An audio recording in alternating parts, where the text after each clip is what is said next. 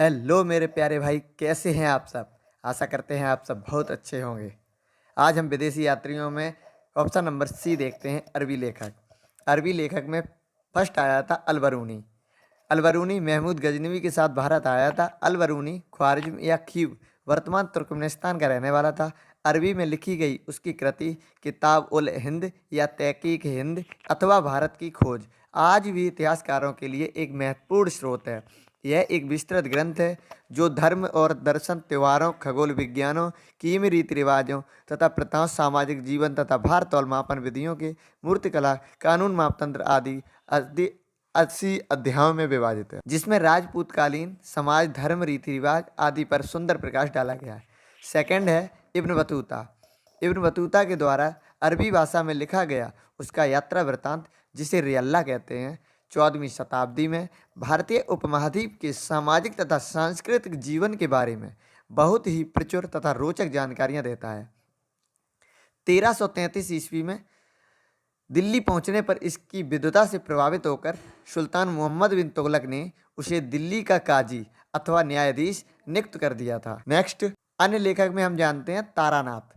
तारानाथ एक तिब्बती लेखक था। इसने कंग्युर तथा तंग्युर नामक 2 ग्रंथों की रचना की थी। इनसे भारतीय इतिहास के बारे में जानकारी मिलती है।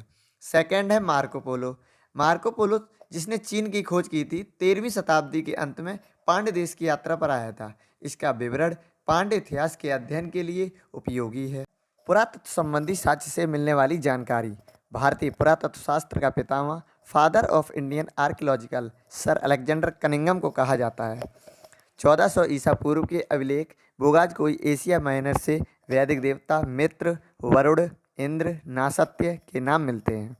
मध्य भारत में भागवत धर्म विकसित होने का प्रमाण यवन राजदूत हेलिडोरस के बेस नगर विदिशा गरुड़ स्तंभ लेख से प्राप्त होता है। सर्वप्रथम भारतवर्ष का जिक्र हाथी गुम्फा अभिलेख में है। सर्वप्रथम दुर्भिक्ष की जानकारी देने वाला अभिलेख सोहगौरा अभिलेख है। इस अभिलेख में संकट काल में उपयोग हेतु खाद्यान्न सुरक्षित रखने का भी उल्लेख किया गया है। रेशम बुनकर की श्रेणियों की जानकारी हमें मंदसौर अभिलेख से प्राप्त होती है। प्राचीनतम सिक्कों को आहत सिक्के कहा जाता है, जिन्हें साहित्य में कासारपण कहा गया है, तथा सर्वप्रथम सिक्कों पर लेख लिखने का ये कार्य यवन शासकों ने किया गया। अभिलेखों का अध्ययन, जिसे इपिग्राफी कहा जाता है, समुद्रगुप्त की बीड़ा बजाती हुई मुद्रा वाले सिक्के से उसके संगीत प्रेमी होने का प्रमाण मिलता है।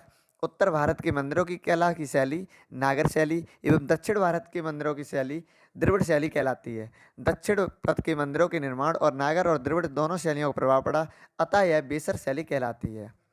नेक्स्ट वीडियो में देखिएगा प्रागैतिहासिक काल, ऐतिहासिक काल।